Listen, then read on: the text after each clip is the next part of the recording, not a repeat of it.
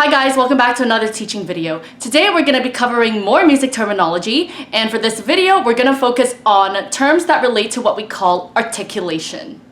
So in music, articulation basically just means the way in which a note is played. So for each of the terms that I'm going to be discussing today, I will explain what the term means and then show you an example of how to play that articulation on the piano.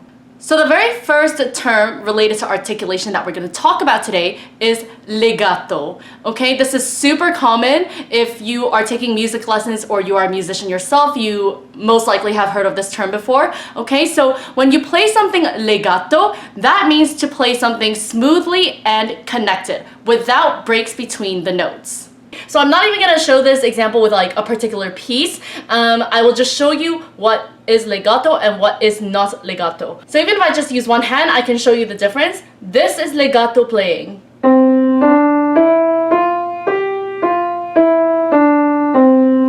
Notice how all the notes are connected to each other and that there is like no break between any of the notes whatsoever. Okay, so it's not like this,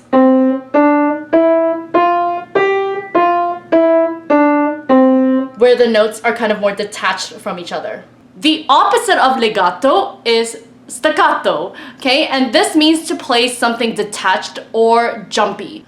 Now, keep in mind that when you're playing staccato, it really does have to be very, very short and jumpy. Like, it's not really enough to just make it a bit detached. Like, I will show you on the piano exactly what I mean by this, but make sure that when you are playing staccato notes that they are very short and jumpy. Now with staccato playing, okay, staccato means detached, as I mentioned just now, but doing this, basically what I did just now, this is not staccato, even though it's detached. Staccato is more like,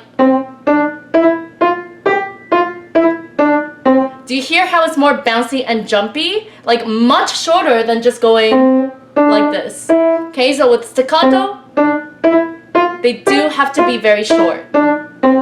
The next term that we're going to cover is the accent, okay? So remember how we talked about the decrescendo sign in the dynamics video? Well, an accent sign is basically like a mini decrescendo sign, okay? And you usually draw this above or below the note. When you see an accent, it means to stress the note by playing it a little bit louder. And again, I will show you on the piano what to do and what not to do when you have accents. Okay, so when we're playing accents, remember that we're just trying to stress or emphasize the note by playing it louder. Now, this is what it's going to sound like if you do an accent properly.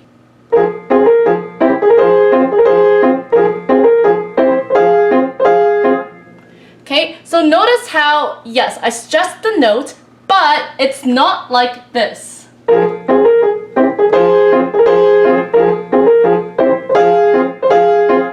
It's not super loud all of a sudden, it's just a slight emphasis on the accented notes. So the next term that we have is Forzando, okay? And this is basically a very sudden and strong accent. Okay, so right after you hit that note like very, very loudly, you just go back to whatever dynamic level you were playing at before. So for example, I could go.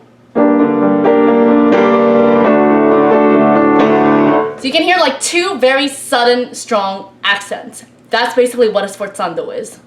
The next one that we have is tenuto, okay? And this is indicated by a line above or below the note.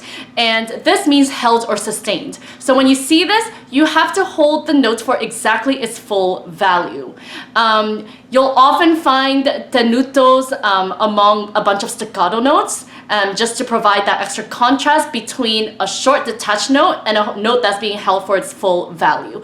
And when you do this properly, then it kind of does serve as a little accent as well. Okay, so like I said earlier, when you have a bunch of staccato notes, they are easier to hear. So I'm going to be playing part of this piece that has staccato and tenuto, and hopefully you guys can kind of hear the difference between the two, okay?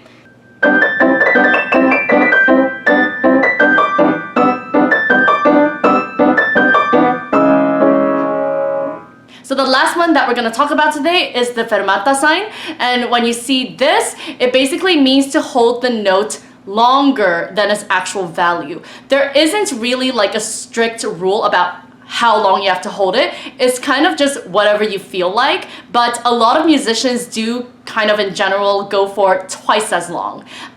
If you have fermata sign and you're playing or singing in an ensemble, then it's whenever the conductor tells you to stop, basically.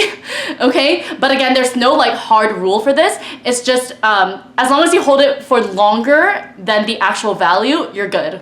For this piece that I've picked, the fermata is on the final chord, and the final chord is 3 beats, but you will hear hopefully that I will be holding it for longer than 3 before letting go.